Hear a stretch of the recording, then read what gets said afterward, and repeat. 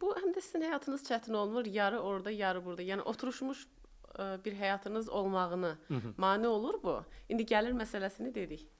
Məsələ budur ki, oturuşmuş həyat mənim üçün deyil. Mən o həyatdan çox sıxılaram, yaşaya bilmərəm. Mən hər zaman, belə deyim də, 6 saat xaric olmaqla məndə bir dur nöqtəsi yoxdur. Gün ərzində mən durmuram. Yəni dura bilmirəm, belə deyək. Ona görə də bir də ki, mən belə deyim, çox dərin bir introvert olduğum üçün mənə bu həyat introvertliyi də təmin edir.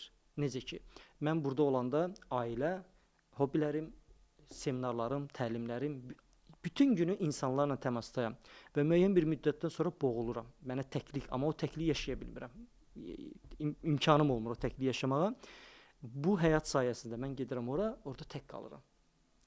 Amma orada da müəyyən bir müddət sonra artıq sevdiklərimi istəyirəm və yenidən qayıdıram bura. Yəni həyatımın müəyyən dönəmini özümlə, müəyyən dönəmində sevdiklərimlə keçirirəm. Ona görə açıq desəm çox məmnunam bu şey. Amma təbii ki, fərqli dünyalardır.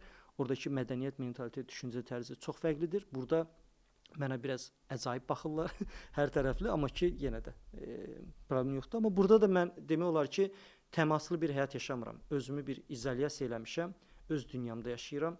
Yalnız sevdiyim və ağıldan ağıla bir-birimizi anladığım insanlarla ünsiyyətdə oluram. Özümə bir dünya qurmuşam, onu yaşayıram, belə demək olar. Yəni onda xarakterinizə uyğundur bu rejim. Bəli, tamamilə uyğundur. Amma bir çox insana çətin olur, təbii ki.